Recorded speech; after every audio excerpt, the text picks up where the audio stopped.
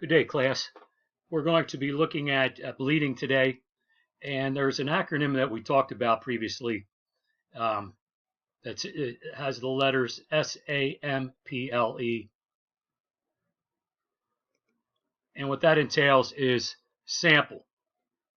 When we look at sample, let me enlarge the screen. I'm just going to flash it right to you.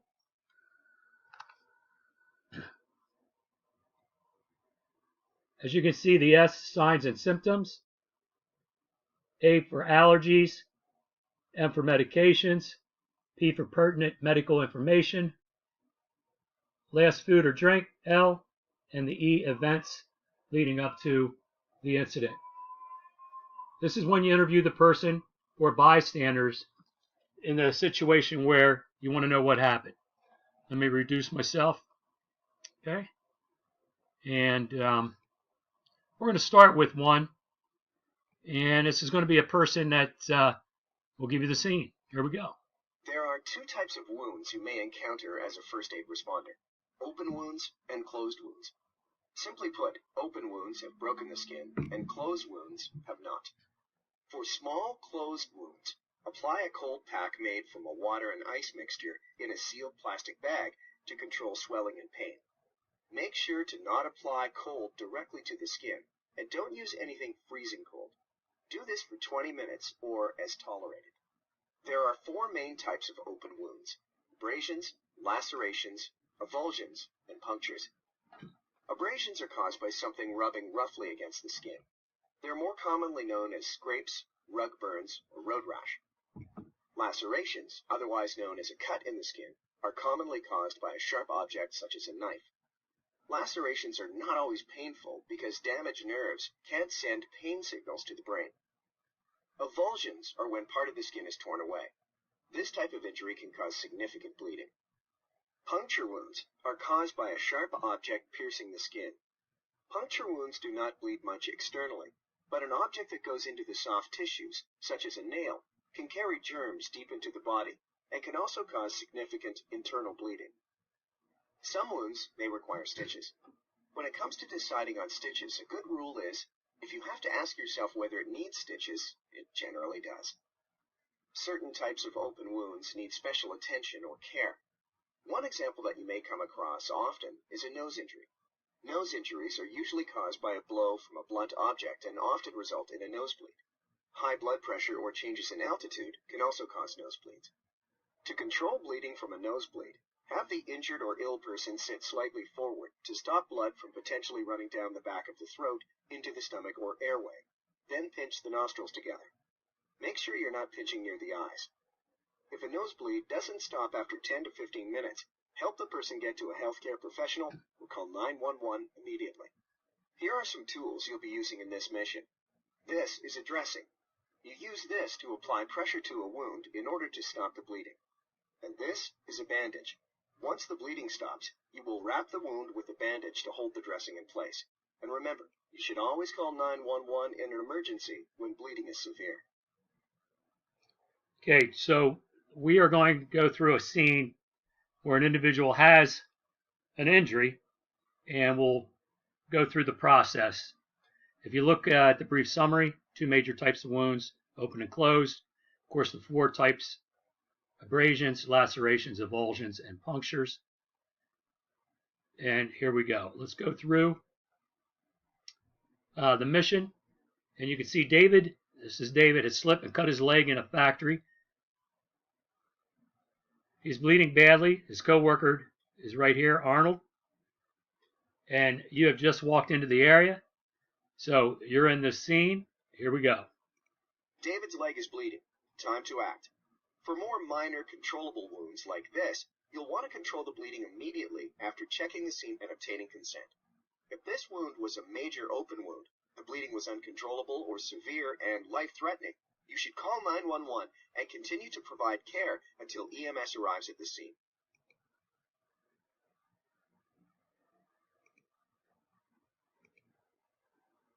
Okay, so we're going to go to this gentleman. Before you do that, we're going to check the scene. Check to make sure the scene is safe. Remember, check, call, care. Here we go. Check. No hazards on this side of the room. Everything looks okay over here. Good. You've checked the scene, and there don't appear to be any hazards. Okay, so we The want scene to is safe. use this gentleman to call. We're going to have Arnold go get a first aid kit and an AED. Okay, I'll go grab it. I'll be back. You got the first aid kit. Now you can focus on controlling the bleeding.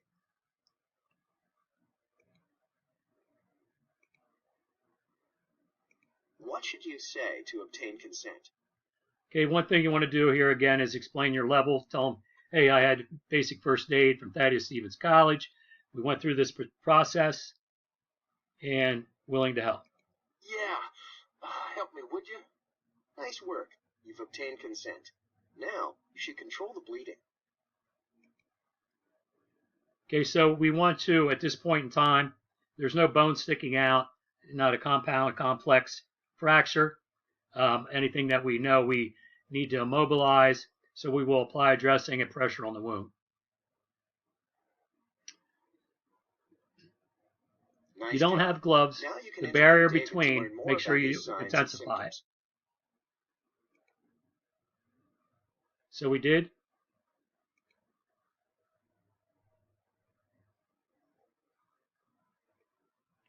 Okay, so now we're going to go through sample. Here we go.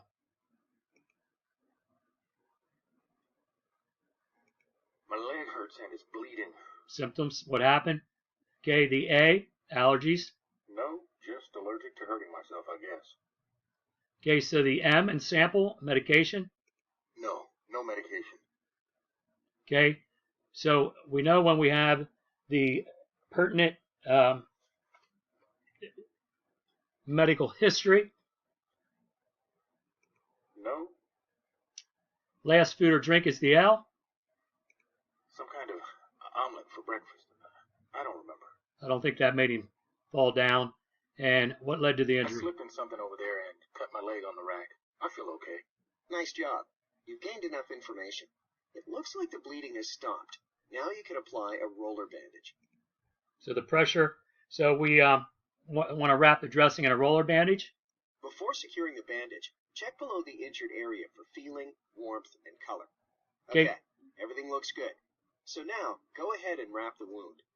Okay, so one thing also, when you look for a color change, you can look in the nail beds and see if they're a bluish color. If that could be the case, you know that circulation is not functioning down to that area. Make sure you get 911 onto the scene. Ken, honey, I'm doing my call. I told you that. Sorry for that brief interruption.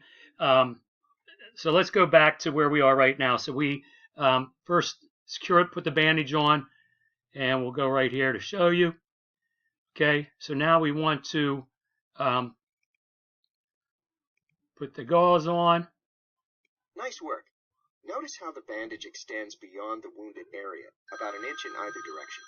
Next, you'll tie the bandage. When wrapping an injury like this, tie the knot directly over the wound. This creates additional pressure in the area and helps control the bleeding. Drag the knot to the bandage now. Good work. Now that the bandage is tied, check below the injured area for feeling, warmth, and color again. Again, you can look in the toenails to see if there's a Nice job. bluish color. Okay, good. You're controlling the bleeding. Cyanosis. Okay, we controlled the breathing. We interviewed. Let's monitor, David. David's breathing seems good. Continue to monitor David. Okay, so class, we went through, just again, remember sample. Very short video in reference to bleeding. Couple key ingredients. When you put pressure on the spot, do not remove the gauze pad. Okay? If it's bleeding through it, add another pad. Some people are a little paranoid because if they do not have gloves with blood, it has been rare for transmission. If you're thinking of acquired immune deficiency syndrome, those type of things, it is very rare. However, if you feel that that is a concern, if you can use a number of gauze pads that you don't feel that the blood can penetrate, and then again put the bandage on. Again, if you have any questions, you can email me at grovek